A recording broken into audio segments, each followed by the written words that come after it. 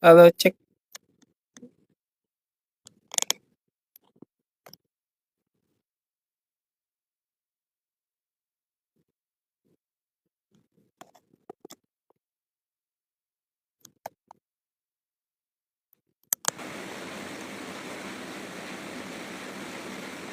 Hujan.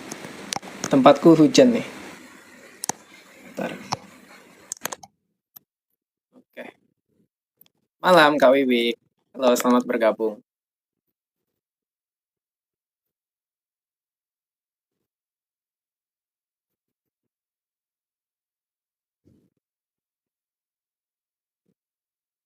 Oke, teman-teman semuanya. Terima kasih yang langsung bergabung pada malam hari ini.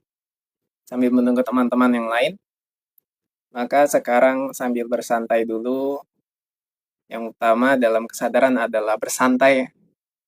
Bukan bersantai memaksa tubuh ya, tetapi karena memang respon dan natural alami kita itu sudah dalam keadaan yang santai.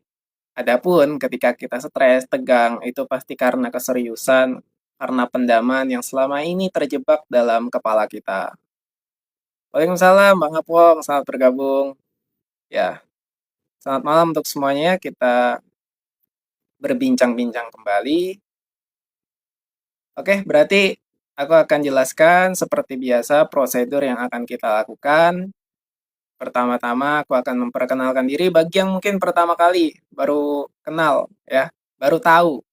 Sesuai dengan sifat ego, otak kritis bahwa yang paling utama dan pertama dari yang dilihat adalah ini, wujud. Jadi orang ini siapa, apa kemampuannya, kapabilitasnya, bahkan sampai dikata-katakan mirip siapa, itu karena data yang ada di kepala. Jadi nggak salah. Orang tuh nggak akan langsung melihat ke dalam, karena kalau dia tidak terbiasa melihat dalamannya sendiri, maka yang otomatis pertama, luar. Gitu. Oke, izinkan aku memperkenalkan diri. Nama aku Fernando Perilian Adam. Aku merupakan seorang certified hypnotherapist practitioner Neuro-Linguistic Programming, lalu certified dari master, trainer, dan instructor Hypnoprana Quantum Healing, yang merupakan modalitas salah satunya demi mengakses kesadaran, yang mengenali pikiran, perasaan, tubuh, yang sebenarnya kalau kita garis bawahi semua itu bukan diri kita, melainkan hanyalah fasilitas yang disediakan kepada kita untuk kita kembangkan, untuk kita sadari. Paling utamanya adalah yang paling tricky dalam bahasa kesadaran adalah disadari. Apa itu disadari? Bagaimana cara menyadarinya? Lalu bagaimana pengalaman itu menjadi sebuah hal yang alami, dari kata alami, pengalaman, dan mengalami. Lalu apa maksud dengan penyaksian dan apa maksud dengan pencerahan dan kesadaran itu sendiri. Ketika kita gabungkan, kita satukan, maka hanya ada satu kata consciousness atau kesadaran, tapi kesadaran bisa meliputi berbagai aspek dan dimensi yang tanpa batas. Kesadaran ini, kesadaran itu, kesadaran pikiran yang sekarang lagi kita sadar ini, lagi kita bangun dari tidur ya lagi sadar, ini kan namanya kesadaran. Dan bukan hanya tentang itu, sebenarnya kesadaran yang melampaui segala sesuatu yang bahkan namanya tidak bisa disebut sebagai kesadaran yang enggak ada nama. Maka kalau kita mau memahami ini dengan pikiran, ya, pasti akan satu bias, yang kedua akan menjadi kontra atau menjadi konflik dan mengatakan ini orang ngomongin apa, kesadaran ini, kesadaran itu, ngomongnya bulat, muter-muter. Karena sejatinya kita tidak ada pembahasan yang bisa langsung tentang kesadaran.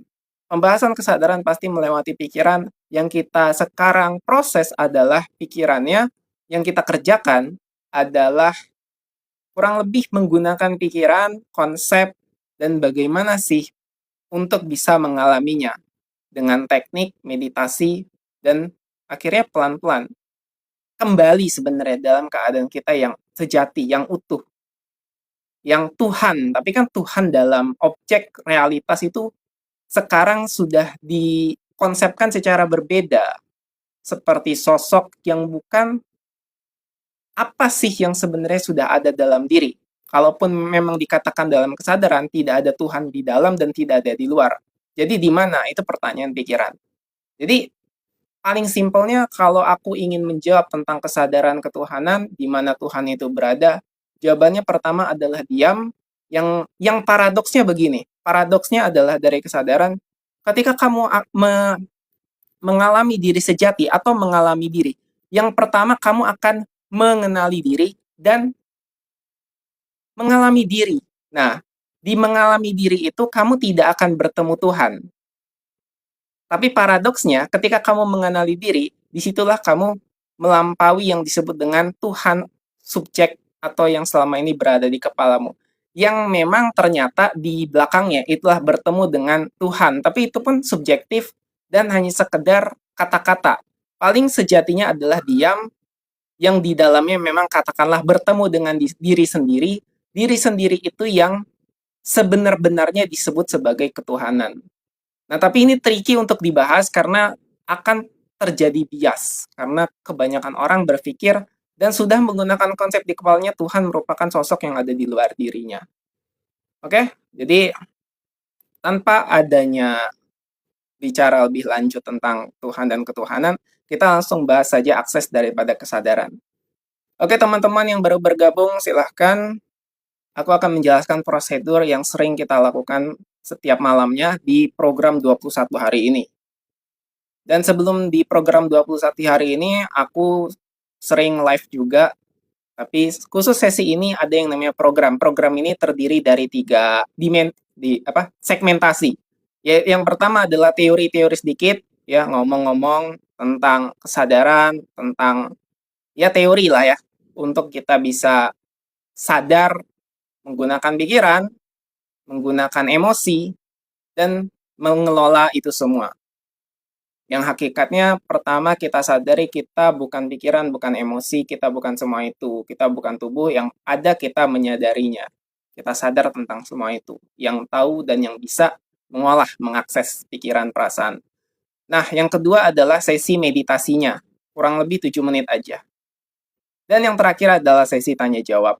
Maka mungkin dari sekarang, dari kita saat ini pembukaan sampai 15 menit ke depan, kita berbicara teori. Jadi, sehingga kalau misalnya ada yang bertanya, mungkin aku akan tanya, silahkan kumpulkan saja pertanyaannya di bawah, di kolom komentar ini. Nanti kita akan jawab sama-sama di akhir sesi. Oke, berarti kita mulai, teman-teman. Ya, jadi melanjutkan tadi. Mengakses daripada kesadaran itu pasti ke dalam diri. Ke dalam kebatinan ya, ke dalam infinite being yang tanpa batas. Apa yang ada di sana? Apa yang ada di sini? Entah namanya kebijaksanaan, tapi bukan cuma hanya kebijaksanaan. Ada yang ketika dia mengakses ke dalam diri, kok tiba-tiba rasanya jadi males. Nah, ketika lagi males, apa yang mau diperbuat? Apa sih yang mau ditindak? Apakah malas itu juga termasuk bagian daripada kesadaran? Ya bisa iya, bisa enggak. Yang paling penting adalah ketika ya kita malas, terus respon daripada perlakuan kita terhadap diri sendiri bagaimana? Apakah menyalahkan diri sendiri atau justru memilih untuk sadar, mau menyadari diri? Pertama, karena tidak terbiasa menyadari diri, pasti akan langsung disambut oleh pikiran atau ditolak. Entah karena kamu yang salah atau karena dunia yang salah. Wah, pemerintah nih ya, begini-begini aja. Ketika kita berbicara tentang pemerintah, tapi dari sisi objektif kesadaran itu nggak masalah. Tetapi yang menjadi kendala, biasanya kita tidak sadar, cenderung ke dalam diri dan kesel dan jengkel. Nah ini beda, dan kesadaran tuh memang agak tricky membahas tentang emosi, karena bukan berarti pada saat kita sekarang membahas berkoar-koar tentang pemerintah, tentang ini dan itu, lalu seakan-akan kita tuh marah, ya. Memang gerakannya marah, tapi lihat dari dalam batinnya. Akan ada kesadaran apa di situ? Nah, kebanyakan mungkin bukan yang di sini, orang-orang di luar sana, ketika marah terhadap pemerintah, terhadap keadaan yang tidak adil itu, biasanya itu merupakan pendaman yang bertumpuk dari dalam batinnya. Nah, inilah trikinya kesadaran. Gimana caranya kita mengalami secara sadar. Kita tuh bergerak, marah boleh, jengkel boleh, bahkan mau melakukan apa ya, demo mungkin atau kudeta sekalian, tetapi di dalam batinan kita itu sejuk, tenang, damai, dan ini demi kebersamaan dan ketulusan. Nah, itu sulit kalau belum benar-benar bisa mengalami diri sendiri. Dan di sini berarti bukan artinya aku menggampangkan ya. Karena begini teman-teman, siapa di sini yang tidak mengalami diri? Semua yang sadar berarti ada diri. Masalahnya adalah apakah dari kalian mau benar-benar masuk ke dalam diri? Itu doang. Masuk ke dalam diri ini bukan berarti menggunakan pikiran, lalu visualisasi, lalu membayangkan. Itu pikiran.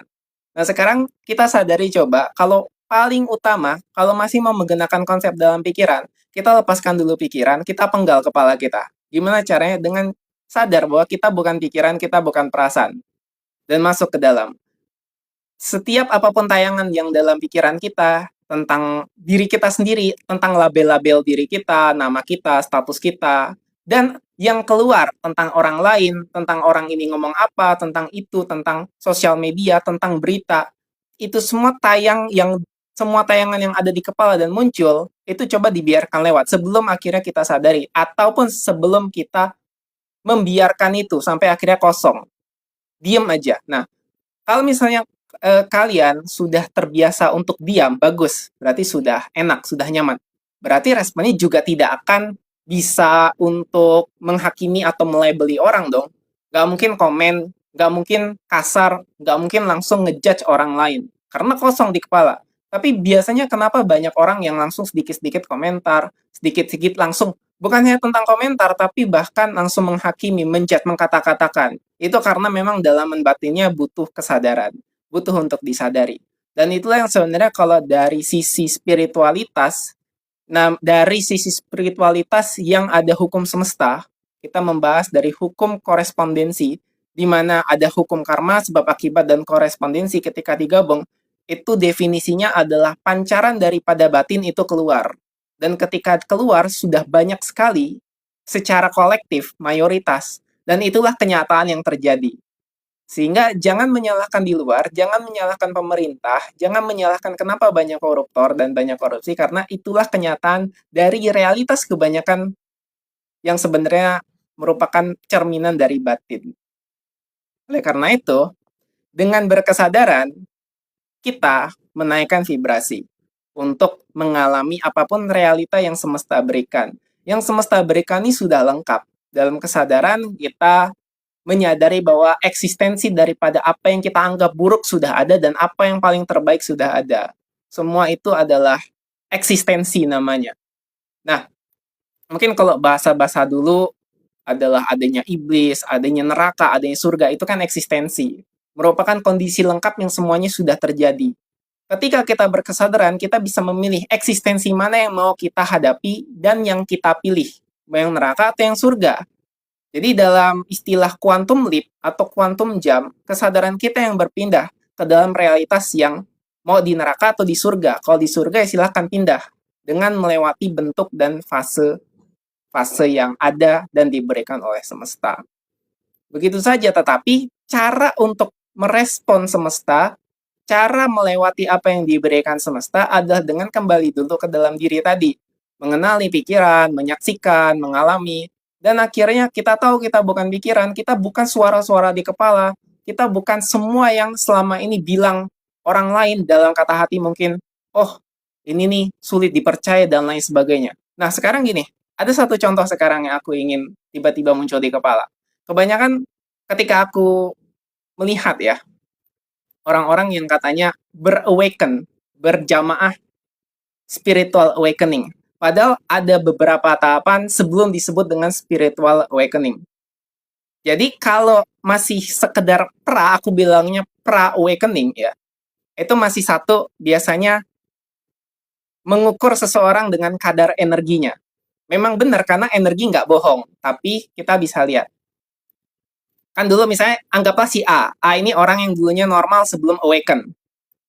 Nah setelah dia pra-awakening, dia mulai bisa merasakan bahwa energi orang ini buruk.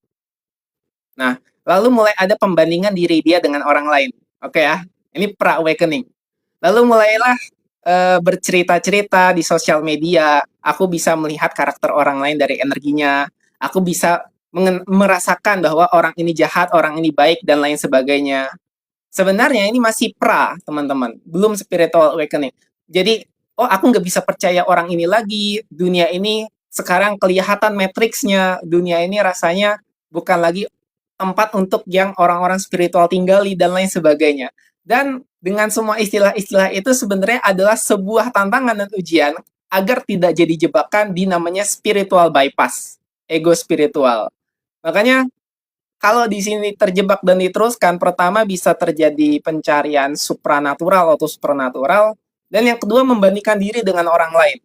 Adanya sebuah diri yang aku yang terpisah dari orang lain. Walaupun memang secara energi jujur orang itu jahat, energinya buruk, tapi bagaimana cara kita berkesadaran kita semua lepas daripada itu. Itulah prosesnya. Makanya dengan berkesadaran dan mengalami realita apapun, lalu vibrasi kita naik, kalau aku pinjam istilah Viktor Frankl, kalau lingkungan tidak bisa diubah, ya kembali dulu ke dalam diri sendiri. Ya, fondasi kesadaran itu adalah semesta berikan tantangan kita terima, semesta berikan rezeki kita biasa saja. Biasa sajanya itu benar-benar natural. Misalnya dapat lotre kan tiba-tiba kalau pendamannya itu akut ya, wah kaget gitu. Terus bagaimana dihabiskan, langsung takut teman-teman, saudara-saudara yang katanya kok dulu susah terus nggak mau, langsung tiba-tiba kepikiran langsung kayak seakan-akan menutupi diri langsung begitu. Padahal ya biasa saja. Nah itu kondisinya sebenarnya belum siap wadah-wadah sederhana, wadah dari tubuh ya kesadaran atau kecerdasan tubuh yang secara sederhana kita bisa lihat kok, kita bisa tahu sebenarnya semesta ini jadinya seakan-akan menguji, padahal semesta telah memberikan semuanya secara lengkap. Ini semua yang kita lihat, yang terjadi yang merupakan cerminan saja. Apalagi ya ketika ada respon dari orang-orang yang merasa dirinya baik. Aku kan orang yang baik, kenapa kok diuji terus? Adanya ujian, adanya cobaan.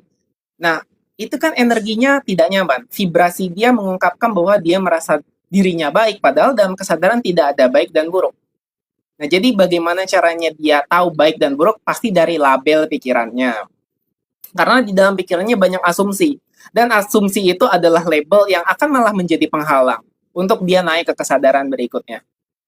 Makanya ketika terjebak terus di situ, akan terjadi looping. Looping itu apa? Pengulangan. Pengulangan hal-hal yang tidak dia inginkan berdasarkan dari cerminan batin dia, yaitu pendaman yang akan membuat dia terjebak untuk satu, mengejar kebahagiaan, dua, menaruh ekspektasi di luar. Makanya mencari-cari sosok, mencari-cari bahkan hierarki tertinggi Tuhan tuh dia di luar.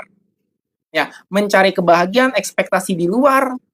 Aku akan bahagia ketika pemerintah ini sekarang baik. Aku akan bahagia ketika pasanganku berubah. Aku akan bahagia ketika rekan kerjaku begini, anak-anakku begini, mengikuti kataku. Karena otak kritis langsung berbicara bahwa aku butuh aman, aku butuh kasih sayang, aku butuh cinta, aku butuh validasi. Yang itu sebenarnya dia butuh pengakuan dan tanpa sadar dia menganggap dirinya terpisah dari orang lain. Keterpisahan itu. Oke ya? Jadi apapun yang terjadi itu kita sadari. Yang kita sadari adalah respon kita. Ketika kita merespon, yang paling pertama kita respon ya pikiran kita sendiri sebelum keluar, sebelum ngata-ngatain atau menghakimi orang. Jadi apa yang dan yang utama respon terhadap label-label diri kita sendiri. Aku siapa? Aku apa? Statusku apa? Nah, respon ini pasti ada di dalam pikiran kepala kita. Makanya semua teknik yang di sini yang hanya kesadaran, yang khususnya memang aku sediakan sebagai kurikulum, semua teknik sini adalah pembahasan bagaimana caranya memanage emosi, mengelola emosi tanpa disadari secara tidak langsung. Dengan kita mengolah emosi, mengolah pikiran, kita akan tahu diri kita yang sejatinya apa, yang sebenarnya nggak ada sebutannya. Bukan ini, bukan aku, bukan kesadaran, ya bukan Tuhan, apapun itu, yang kalau kita mau labeli akhirnya, dan kita rasakan sebagai nuansa pengalaman, ya inilah kesadaran, inilah ketuhanan, inilah Tuhan, inilah aku. Makanya dalam konteks tertentu, ada yang bilang, akulah Tuhan, aku itu Tuhan. Tapi ini akan terjadi bias ketika, ya, dipahami oleh orang-orang yang belum mengenal kesadaran. Makanya kalau aku boleh pinjam istilah Yesus, Yesus tuh bilang begini, be still, and knowing that I am a God. I am itu maksudnya adalah merefer, itu adalah kembali ke dalam, makanya be still, be still. Be still itu apa? Hening, stillness. Ni hao, oke ya. Ni hao. Jadi sampai Yesus bilang be still tuh diam, benar-benar total diam, meditasi. Atau kamu hening ke dalam diri, and knowing that I am, aku, God. Nah, God itu bukan sosok yang di luar, teman-teman. God itu adalah sesuatu yang bisa kamu alami sendiri, tergantung berapa lama atau bahkan seberapa cepat kamu bisa mengalami diri. Nah, apa yang menghalangi proses mengalami diri? Pikiran, perasaan, pendaman, semua kata-kata yang selama ini mungkin jadi program, jadi doktrin, jadi dogma, jadi keyakinan. Coba semuanya itu dilepaskan dulu, coba disadari dulu sehingga kamu akan mengalami yang apa yang aku sebut ini. Sementara kalau memang masih terjebak pada pikiran, akan sulit untuk apa sih yang sebenarnya dibahas orang ini. Gitu ya, teman-teman. Bisa jadi karena ada trauma masa kecil, ada mommy and daddy issues, yang kita nggak tahu. Ada rasa kekurangan, ada pendaman, terus mengakibatkan pola pandangannya, cara pandangnya. Dan kita bisa pelajari sendiri bahwa dari umur 1 sampai 7 itu kan merupakan golden age, masa tumbuh emas anak-anak. Nah, biasanya aku juga paling banyak menterapi klien di sesi golden age itu, teman-teman, untuk membuat dia yang tadinya punya akar masalah dari sisi golden age itu, terus pelan-pelan disadari atau diterapi dirinya untuk bisa kembali pada kesadaran. Sehingga otomatis ya, pasti kita tahu ya, dari terjebak, terpenjara label, penghakiman sesama, butuh validasi, akibat dari doktrin yang begitu pekat, lama-lama semuanya bisa berubah. Ni hao, xie nide, terima kasih. Aku baru bisa baca sedikit-sedikit. Ni hao, xie nide apa nih? Nanti aku belajar lagi ya Mandarin. Oke ya. Oke, sebelum kita mulai sesi meditasinya, coba kita pikirkan dengan menggunakan pikiran kita apa aja yang terjadi di luar. Untuk orang-orang di luar sana, bukan berarti kita melabeli dan menghakimi yang ada di sini sebagai yang terbaik atau orang-orang yang lebih baik daripada yang di luar sana, tetapi kita coba lihat sebagai kesadaran dan kita bisa menyadarinya. Entah di luar sana ada gangguan kesehatan mental, orang-orang terjebak pada semua masalah itu, ada yang mencari kebahagiaan dengan pernikahan, ada yang segera ngebet ingin menikah karena ingin bahagia, itu kebalik ya teman-teman. Akan terjebak pada sebuah pola karena dari kecilnya punya trauma masa lalu, punya pendaman yang tidak pernah diproses, akhirnya dia butuh pengakuan, butuh cinta, butuh validasi. Jadi seakan-akan ada dua orang nih sama-sama belum selesai dengan dirinya. Karena cerminan dari dirinya, itulah namanya pasangan. Tapi kalau belum selesai, sama-sama jadi pengemis cinta. Menyatu, menikah, dan akhirnya menimbulkan sebuah trauma bagi keturunannya, bagi di sekitarnya. Makanya ini harus selesai dulu. Kalau gagal pun perceraian, anaknya jadi stres, anaknya jadi tegang, penuh dengan kekhawatiran, kedepannya apakah aku mengalami hal yang sama dengan orang tuaku, dan ada juga yang lebih dalam, lebih tidak tampak, yaitu yang tidak bercerai tapi mengalami kasus fatherless, baik dari ayahnya ada tapi tidak mengalami ini ya, kasih sayang dari ayahnya. Itu fatherless tuh termasuk yang paling banyak di Indonesia. Di survei tahun 2025 ini di atas 25%. Terus belum lagi doktrin, belum lagi dogma yang sebenarnya memang itu warisan turunan yang itu sebenarnya butuh disadari. Nah, setelah itu akan merembet ke mana-mana seperti materi yang utama. Tanpa menyadari itu, makanya yang bodoh makin berkuasa karena hanya tahu bahwa yang dicari hanyalah hal-hal yang fisikal, hal-hal yang material. Bahkan ilmu dan gelar bisa dibeli. Bayangkan itu. Akhirnya status menentukan kelayakan, ada standar kecantikan, ada diskriminasi, ada rasis, ataupun agamis ya. Itu bahaya semuanya ketika tidak disadari. Semua ini landasannya dari ego, tidak ada pondasi kesadaran, semua pengalaman emosinya dipendam, akhirnya orang-orang banyak tidak mengakui emosinya.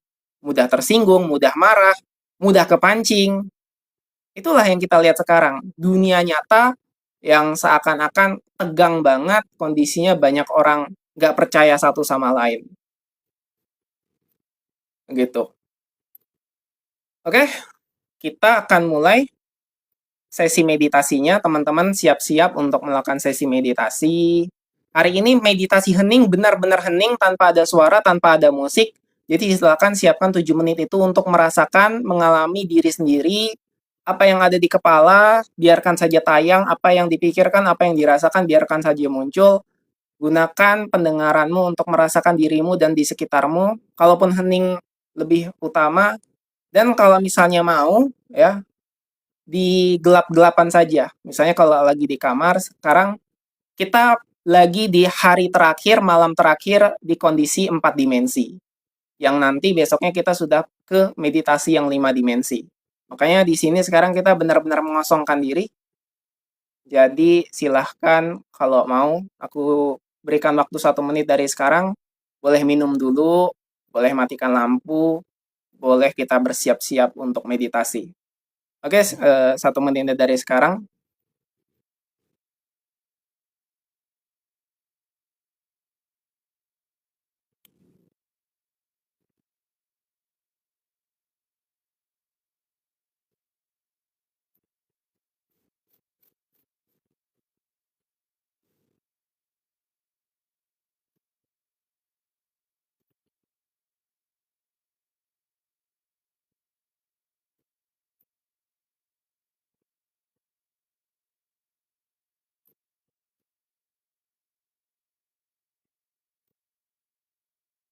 Oke, Bang Agung. Bang, meditasi di atas kasur boleh?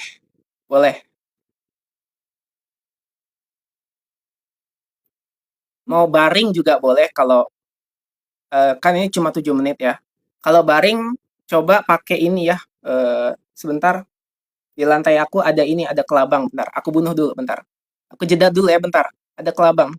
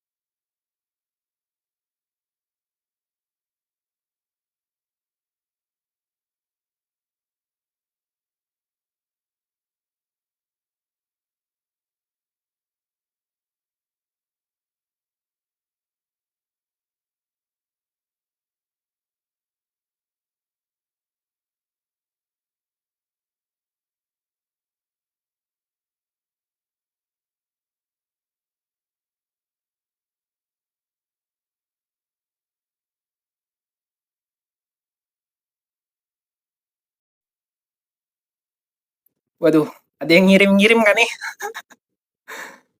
Iya, tiba-tiba muncul kelabang. Serius? Dah, aman sih. Oke, kita mulai ya teman-teman. Anggap aja fenomena. Tarik nafas yang dalam, hembuskan perlahan.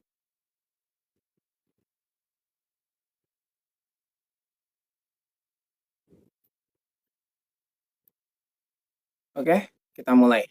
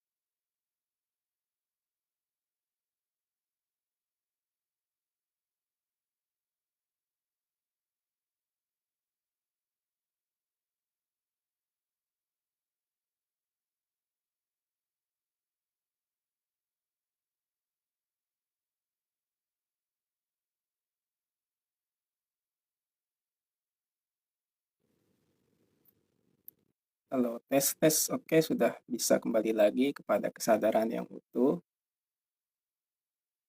Saya buka matanya sekarang. Kita kembalikan lagi. Tarik nafas yang dalam dan hembuskan perlahan.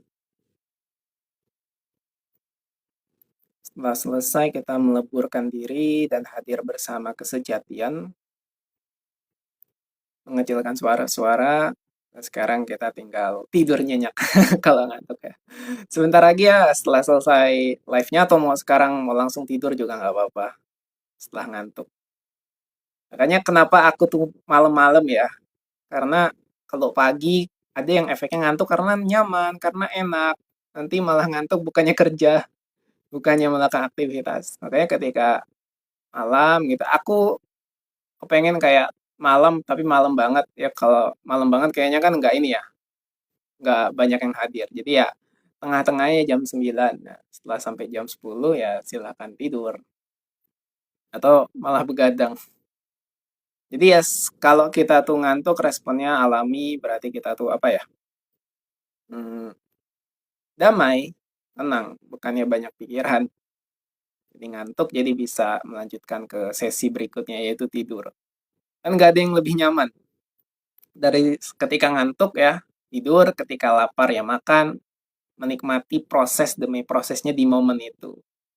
Ini pas waktunya Bang, anak-anak sudah tidur jadi fokus. Oh iya, siap. Ya, setelah ini ya kan tinggal bisa lanjutkan. Makanya aku tuh biasanya paling enggak selesainya ya jam 10-an biar bisa langsung lelap. Oke, berarti kita masuk dalam sesi tanya jawab dan aku akan scroll dari atas kayak banyak banget. Sekali masuk itu tuh sampai berapa tadi? 300 ya. Tapi kan kayak apa? Langsung sekarang kan yang stay aja. Tapi kalau sekali masuk tuh ini live-nya kan banyak dia. Langsung masuk-masuk bergabung-bergabung. Jadi aku scroll dulu nih banyak. Oh, nggak sebanyak itu sih. Paling berapa tadi? 100 lebih ya. Oke.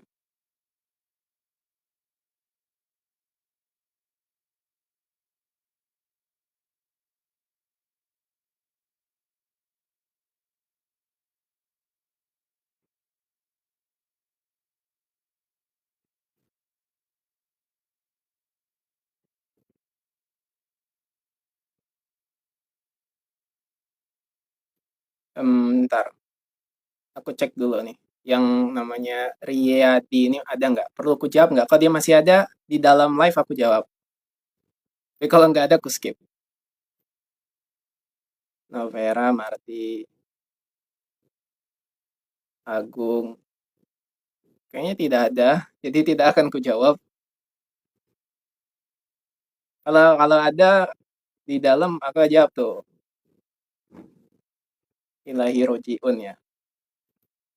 Assalamualaikum Bang, izin gabung siap. Waalaikumsalam Bang Agung. Yang AR ini, nah AR, perlu ku jawab ya. Ku jawab aja lah. Oke.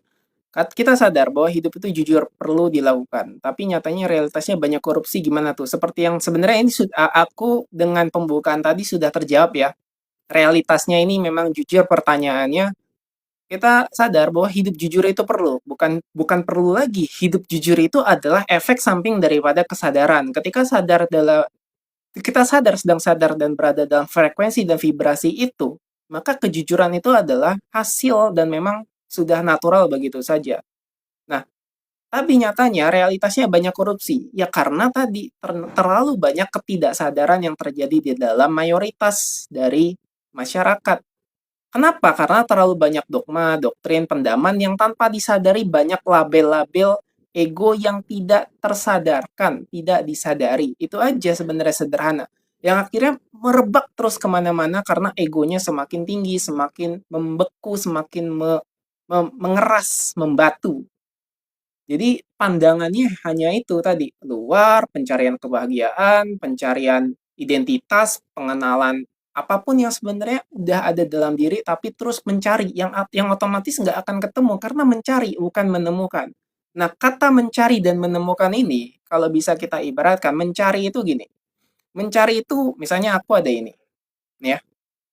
Ini udah ada. Nah, kalau mencari itu berarti ini nggak ada di depan kamu, jadi harus cari terus. Padahal ini tuh nggak ada gitu ya, mencari itu. Nah, kalau menemukan, ini tuh udah ada, tapi udah ada di sekitar kamu. Menemukan aja. Nah, makanya, oh sekarang aku sadar, oh ada di sini, ketemu. Makanya menemukan itu udah ada dalam diri, ada dalam batinmu itu semuanya, tinggal menemukan saja. Artinya stillness dia menemukan saja. Nah, makanya itulah dalam spiritual mencari dan menemukan itu berbeda. Walaupun mungkin dalam konteks biasa keseharian sama. Mencari mau menemukan ya sama aja, kan mencari, kan mau menemukan. Found and searching ya kan. Tapi kalau dalam kita yang sudah mau berproses, menemukan itu berbeda dari pencarian. Pencarian itu harus menyadari siapa yang mencari. Yang nggak akan ketemu selama masih ada si pencari dan yang mau mencari. Ada pencarian. Sehingga sadari itu, maka yang tinggal hanyalah penemuan. Hanya ada yang mempertemukan, yaitu dirimu dan kesejatian, kesadaran itu.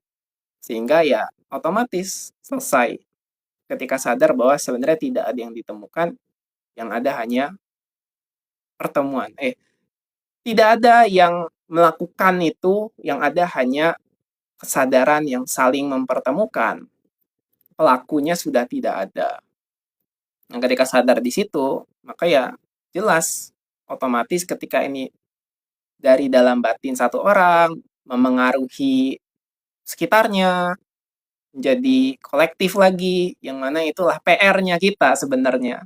PR ya, karena secara sadar dan kita lihat keluar, nyatanya banyak orang yang bahkan ketika ada banyak hal-hal yang sederhana seperti truk di tahun ini aku baca-baca berita di Lampung, truk pick up muatan buah-buahan jatuh, sopirnya langsung minggir karena warga tuh pada berebut.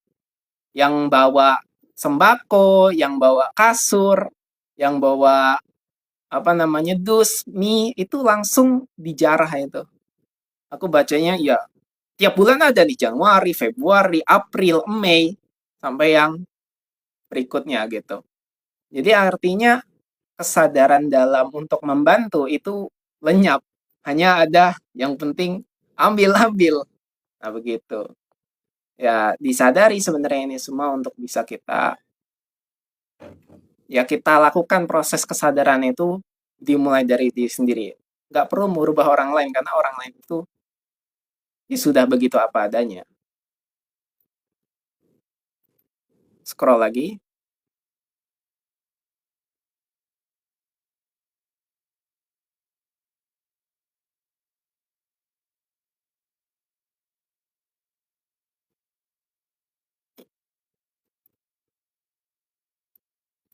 Mardi. Hey Bang, apa itu meditasi Reiki Nur Ilahiyah? Ya salah satu dari jenis meditasi yang konteksnya Bang Mardi ya, meditasi itu kalau Reiki kan sebenarnya energi sama seperti prana, terus Nur Ilahiyah. Jadi sebenarnya konteksnya ini meditasi, terus ada Reikinya, ada Nurnya dan memang konteksnya apa? Kalau misalnya konteksnya ingin menyatukan seperti pengenalan sampai ke ma'rifat itu ya silahkan. Tetapi kalau yang perlu kita sadari ini siapa yang bermeditasi, siapa yang mau menggunakan Reiki Nur Ilahiyah ini. Karena ini hanyalah konteks, ini hanyalah objek. Yang paling utama menyadari siapa subjeknya untuk melakukan meditasi ini. Sehingga apapun yang dilakukan sebagai meditasi itu hanyalah tools, hanya alat sebagai penjembatani diri kita yang sebenarnya saat ini sudah ada tapi tertutupi oleh label-label yang selama ini kita tanpa sadari melekat atau menumpuk menutupi diri kita. Sehingga ada teknik-teknik yang memang sudah terbiasa kita dari kecil atau dari dulu dengan program itu ya lakukan saja. Seperti halnya kalau misalnya sudah muslim dari dulu, dari kecil, dari awal ya lakukanlah sholat. Kenapa sholat itu merupakan bentuk meditasi yang utamanya. Kalau orang ingin dapat kesadaran, dari sholat, ya sholatlah. Ada yang bermeditasi, kalau misalnya dia sering mengikuti jalannya jalan tengah, jalan Buddha, dia bermeditasi vipassana atau bermeditasi ala Buddha Gautama, ya ikutilah karena itu semua akan menemukan di titik masing-masing. Masing-masing itu yang merupakan kesadaran yang sama, kesadaran kita yang sama saat ini, yang benar-benar aku kamu punya, itu yang sama yang di belakang, semuanya sama.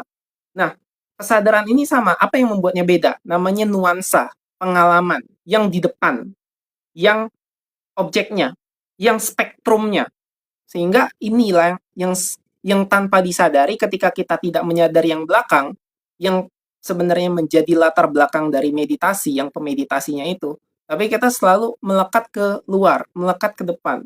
Inilah yang memicu konflik dan perdebatan, perbedaan, karena hanya di situ dia mengalaminya, bukan ke belakang. Kalau aku sih simpelnya gitu ya. Kalau misalnya Bang Mardi ini ya kayaknya harus dijelaskan. Kalau aku sih meditasinya menggunakan prana. Kalau misalnya teknik-teknik tertentu yang misalnya diyakini, kamu meyakini itu dan memang bisa secara pengalaman kamu mengubahnya itu menjadi sebuah titik kesadaran atau jeda atau gerbang. Yang akhirnya dari situ, oh aku dapat sebuah pengalaman. Yang perlu disadari pertama adalah yang mengamati pengalaman itu. Yang bukan ke pengalaman itu. Jadi bukan yang misalnya aku melihat cahaya, ada putih, ada ungu, bukan di situnya. Itu udah objek.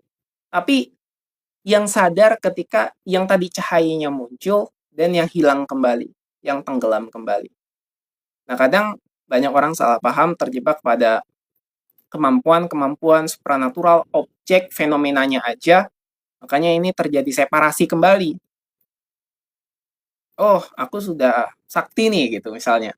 Aku bisa nyembuhin orang gitu. Aku bisa tahu karakter energi orang. Sekarang aku jauh-jauhin aja gitu. Itu masih pra awal banget, bahkan belum bisa disebut awaken, belum sama sekali. Kalau sudah awaken, minimal dia sadar bahwa tidak ada yang terpisah satu sama lain.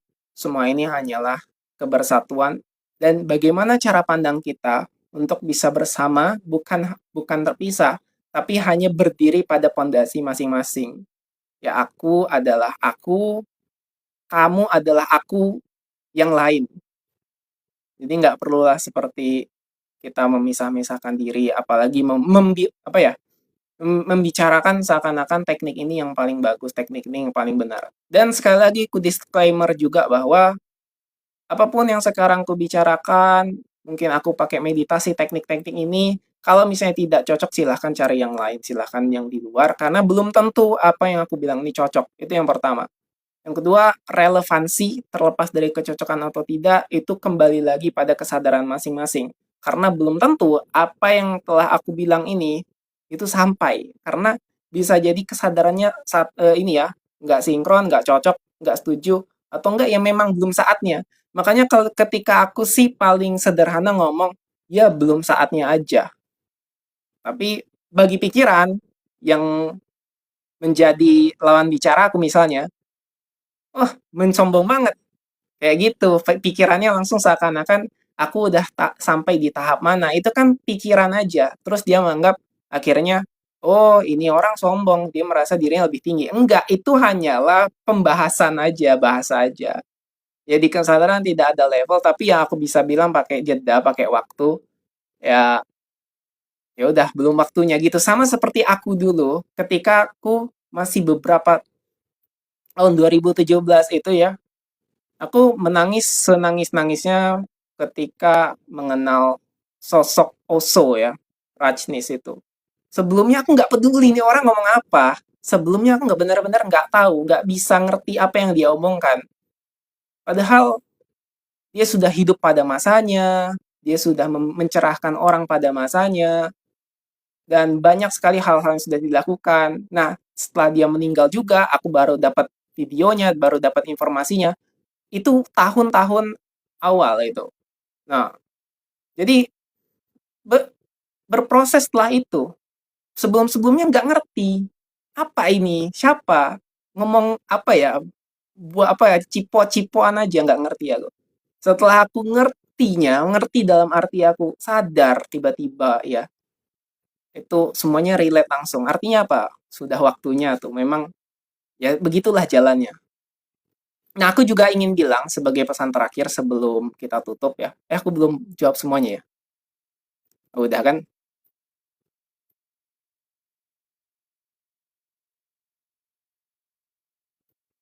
Jadi gini teman-teman. Siapa nih? CSHDJ ngapain dah? Ngapain apa? Izin pamit dulu ya Bang. Terima kasih Kak Novera. Apakah ego yang sudah membatu bisa dilepaskan? Bisa Bang, kalau dia mau. Malam Bang Kinanta. Mohon penjelasannya Bang, saat meditasi sampai di momen dia yang melihat dan dia yang dilihat. Benar, karena hanya ada penyaksian. Makanya syahadat itu penyaksian. Di momen hanya dia yang melihat dan dia yang dilihat. Hanya kalau masih di subjek dan objek itu namanya pengalaman. Tapi kalau sudah di penyaksian, itu benar-benar tidak ada lagi yang menyaksikan, hanya aja penyaksian. Makanya syahadat itu bersaksi. Aku bersaksi, tiada Tuhan selain. Itu hanya ada dia dan tiada, hanya ada ketiadaan itu sendiri. Jadi itulah sebenarnya penyaksian. Tapi kan yang jadi masalah adalah kenapa penyaksian atau syahadat ini taruhnya di depan. Padahal sebelum penyaksian itu ada namanya pengenalan, pengenalan itu baru penyadaran, penyadaran itu ini proses masing-masing dari proses ini panjang. Ada pengenalan, terus baru ke penyadaran, baru ke pengalaman, dan proses terakhir itu baru penyaksian. Dan penyaksian ini paling paling ini ya, paling gimana ngomongnya ya? Takutnya ini ya terkesan kayak sombong. Ya memang begitu, paling tinggi gitu. Susah amat penjelasannya. Nanti dibuat kelas tiap malam Kak Bang. Oke, kalau sekarang aku live-nya memang tiap malam begini karena ada program 21 hari. Yang melihat dan yang dia satu, ya kan Bang? Lebih tepatnya bukan satu, yang yang memang bahasanya bukan dua. Kan salah lagi nih ngomong. Susah ya memang pakai kata-kata gini. Coba. Satu itu masih ada konsep satu, dua, tiga gitu. Yang melihat, yang dilihat itu ya tunggal. Gitu aja. Hanya tunggal lah ya. Makanya kalau di bahasa spiritual tuh nggak ada satu. Sebutannya itu bukan dua. Udah, bukan dua. Selesai. Ya, bukan dua. Oke, sebagai penutup ya, sebelum jam 10 kita selesai coba jam 10 ya pada malam hari ini. Biar tadi kata Kak Novera yang ngantuk mau tidur, Bang. Terus ya kan, coba tadi yang pamit siapa? Kak Novera ada tidur. Kak Novera ada tidur berarti sudah pamit. Oke, silahkan. Nah, jadi gini ya, aku mau meng menggunakan kesempatan ini untuk berpesan-pesan. Ada banyak orang sekarang yang gini, sangat-sangat tercela. Kalau dalam kesadaran itu memang nggak ada ini ya, kayak nggak ada baik buruk, tapi ada vibrasi yang tercela di frekuensi dan vibrasi yang bawah. Jadi gini, orang-orang tercerahkan dahulu yang disebut dengan nabi, rasul, beliau-beliau itu telah menggunakan hidupnya dan sudah hidup pada masanya dan sudah memberikan pesannya. Oke, itu pertama. Nah, jadi kesadarannya sudah selesai di momen presentnya mereka. Oke ya. Nah, sekarang ada orang-orang yang di saat ini, dengan kesadaran saat ini, menghujat, memaki-maki orang-orang yang telah lewat. Betapa bahayanya orang-orang seperti ini, teman-teman. Kesadaran di saat ini menghujat yang sudah lewat. Makanya sebagai yang berkesadaran kita sadar bahwa ketika misalnya agama, katakanlah contohnya, tidak relevan lagi buat kita, bukan kita menyalahkan agamanya atau lagi menghujat yang sudah lalu. Kita hanya sadari itu. Hanya sadari itu. Apalagi kalau kita masih meyakini agama, sadari juga. Kalau kita mau berproses, berritual, dan menggunakan agama kita sebagai kesadaran, it's fine. Ada yang juga melepaskan agama juga fine, gak ada masalah. Cukup disadari. Yang jadi masalah ini adalah orang-orang yang hidup di kesadaran sekarang, tapi menghujat yang lalu. Kesadaran orang-orang seperti ini adalah kesadaran yang lebih rendah daripada orang-orang yang lalu, teman-teman. Bisa dibayangin nggak ini betapa bahayanya? Orang-orang dahulu tuh sudah hidup pada masanya dengan perbudakan, dengan wabah, dengan pengetahuan yang apa adanya, dengan kemampuan yang mereka miliki menjelaskan apapun sebagai pesannya. Mereka dulu belum tahu alam semesta bagaimana. Mereka hanya menggunakan bahasa-bahasa sebagai pondasi untuk bisa menyebarkan pesan-pesan itu. Lalu kenapa orang-orang sekarang yang kesadarnya sekarang sudah bisa sadar dan punya pengetahuan dan punya sebenarnya nilai-nilai yang lebih bisa disadari dari dalam dirinya sendiri, malah menghujat orang-orang yang telah lalu. Inilah yang sebenarnya sangat gawat, teman-teman. Itu sangat fatal. Sehingga kalau misalnya diukur dari level nuansa spektrum kesadaran, ya orang-orang sekarang yang hidup sekarang nih hidup, tapi malah menghujat orang-orang yang telah wafat telah lalu, yang mengata-ngatai mereka itu lebih rendah bahkan dari, mohon maaf ya, dari hewan kesadarannya. Walaupun manusia. Makanya sekarang sebagai kita yang berkesadaran, yang perlu diutamakan adalah sadari pikiran kita. Jadi nggak mungkin kita menghujat lagi, nggak mungkin menghakimi lagi, nggak mungkin. Terlepas dari apapun perbedaannya, terlepas apapun yang selama ini kita yakini dan ada orang yang meyakini di luar sana berbeda dengan kita. Nah, itu yang pertama. Ya, jadi apapun yang kamu percaya, siapapun orang-orang yang aku bilang orang-orang tercerahkan, Buddha, Gautama, ya, Yesus, siapapun itu, semuanya sudah hidup pada eranya, konteksnya, zamannya masing-masing. Mereka telah membuat sebuah perubahan. Ya, kalau misalnya aku sedikit berbicara misalnya tentang Nabi Muhammad, ada orang yang bisa merubah ya wilayah Jazirah Arab yang sangat terisolir, terisolasi ya, dikeliling oleh Bizantium, Persia dan Romawi, ya, tidak punya negara, jahiliyah di mana-mana, pembunuhan, kekacauan, jahiliyah sekali, tapi sekarang bisa berubah 180 derajat. Coba bisa lihat itu. Hanya dalam waktu berapa? 22 tahun. Indonesia udah mohon maaf ya, merdeka 80 tahun nggak berubah-berubah loh. Apa yang berubah? Daleman batinnya. Di sini bisa nggak nangkep pesannya, nangkep konteksnya. Ada seseorang yang gila dalam tanda kutip merubah society yang tadinya keras kayak batu, bukan lebih keras daripada batu lagi. Tapi bisa diubah dalam waktu 22 tahun. Ini kita tidak berbicara seperti kisahnya Alexander the Great atau yang European yang dari akhirnya kita kenal sistemnya dari Eropa kontinental. Jadi kita tahu hukum-hukum barat dari situ. Enggak, ini dari Timur Tengah. Makanya Timur Tengah nih kayak original di situ.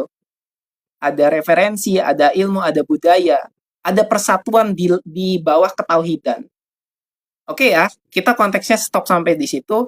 Terlepas dari nanti ketika sekarang nggak relevan lagi agamanya, ya sudah selesai, sadari saja. Sadari itu yang penting. Nah, apapun esensi yang bisa kita ambil. Itu. Makanya bersadar menurutku harus diulang dalam posisi sudah berkesadaran. Betul, Kak Yeni kasih. Karena beda pasti rasanya. Iya. Rasanya lebih mantap menjiwai karena mengakui seutuhnya dalam keadaan berkesadaran. Betul. Betul sekali, Kak Yeni kasih. Oke, Kak Wiwik. Maaf ya, Kak Wiwik. Aku, Kak atau Bang, ya aku umum aja Kak Wiwik. Bagaimana merilis pendaman? Oke. Pertama ya, coba kita pakai teknik aku ingin menggunakan bahasa dari Sedona method. Di situ ada gain namanya. Kalau kita pinjam pakai bahasa Sedona ada gain. Gain itu adalah keajaiban-keajaiban ketika kita merilis pendaman, oke okay? Nah, trikinya adalah kita tidak perlu fokus pada keajaiban dulu, kita hanya fokus pada siapa yang ingin merilis pendaman itu. Siapa? Misalnya Kak Wiwik. Kak Wiwik cukup menggunakan kata aku yang sekarang sedang sadar, aku yang sekarang mengizinkan. Oke, niat dulu. Nah, ketika sudah niat, aku mengizinkan diriku untuk melepaskan pendaman. Nah, pendamannya diingat sekarang. Pendaman apa? Kalaupun nggak diingat, oke. Bayangkan saja dalam sebuah perasaan yang menggumpal. Ketakutan, kekhawatiran, semuanya digumpal dalam dada. Nah, sekarang terus coba dadanya disentuh, kalau misalnya terasa sesak, terasa tegang. Nah, iya, Sedona method yang sesimpel, emang sesimpel itu. Jadi, semua metodenya tuh ada, nanti ada penjelasannya, ya. Termasuk mindfulness, tapi kita bicara tentang Sedona dulu, ya. Jadi ketika sebenarnya nggak sesimpel itu sih, ada urutannya dulu. Kalau mau aku jelasin secara panjangnya, di situ ada prosedur dan mekanismenya untuk bisa menjelaskan kenapa pertanyaan ini harus ada dan siapa yang membuat pertanyaan itu. Nah, jadi kembali ke Kak Wiwik tadi, pendamannya sekarang izinkan dulu bahwa niat untuk melepaskan semua pendaman itu. Yang tahu kan hanya Kak Wiwik sendiri. Nah, setelah itu diam, hening, selama kurang lebih 1 menit, barulah. Kan terkumpul semua perasaan itu kan, terkumpul. Ya. Setelah terkumpul, bisakah aku melepaskan pendaman ini? Bisakah aku melepaskan emosi ini? Melepaskan pendaman emosi ini, bebas. Nah, terus diamkan, coba 30 detik. Oke, bisa. Terus, maukah aku melepaskan pendaman emosi ini? Oke, jawab aja mau. Kalau misalnya tidak ada penolakan dalam diri, jawab aja mau. Kalau nggak mau gimana? Ya sudah, stop aja. Stop saya sampai di situ, biarkan perasaannya netral dengan sendirinya di hari itu. Coba lagi besok, gitu. Kalau misalnya di hari itu juga mau, gimana caranya mau? Kapan? Tanyakan lagi kapan? Sekarang. Oke, sekarang. Udah, selesai, lupakan. Nah, besok praktek lagi. Kalau masih misalnya terasa sesak, masih misalnya terasa ada pendaman emosinya. Ya, sesimpel itu. Karena sebenarnya kesadaran tuh sesimpel itu, Kak ini. Ya, kesadaran tuh sesimpel itu. Yang nggak simpel tuh pikiran. Makanya pikiran tuh disabotase dulu sama kesadaran pakai teknik-teknik untuk menembus critical factor namanya, critical factor. Nah, critical factor ini mindfulness, hipnosis, hipnoterapi, NLP, Sedona, letting in, letting go. Itu semua adalah teknik-teknik dan masih banyak lagi untuk bisa kita praktekkan. Dan sebenarnya ya nggak perlu ini aja, nggak perlu untuk dipikirkan, yang penting dipraktekkan saja. Mana pun yang mau dicoba, dicoba. Kalau hanya ingin satu aja, silahkan fokus di situ. Tapi jangan terjebak dan jangan menggunakan itu hanya di seakan-akan momen-momen ketika kita punya apa ya masalah bertubi-tubi, barulah kita mengandalkan ini teknik yang di sini-sini aja. Jadinya nggak berkembang, kita nggak berubah. Padahal teknik itu hanyalah alat, bukan kita jadikan tujuan. Jadi seakan-akan kalau misalnya ada masalah, ya udah tujuannya pakai alat ini. Padahal alat itu atau teknik itu hanyalah alat, bukan tujuan.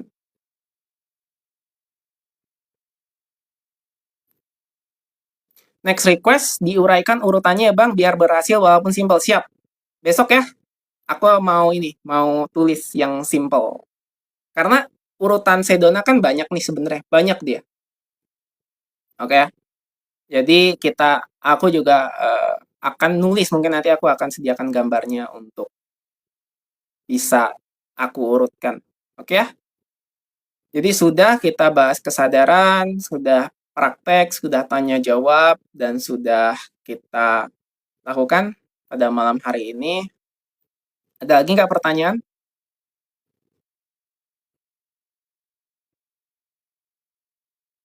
Terima kasih banyak. Sama-sama ya, Kak Yani Kazi dan teman-teman yang lain semua. Oke? Terima kasih juga buat teman-teman yang lain. Maka jika tidak ada pertanyaan lagi, aku akhiri sesi pada malam hari ini. Terima kasih yang telah bergabung. Maka aku tutup ya. Selamat malam dan sampai jumpa di pertemuan berikutnya. Thank you.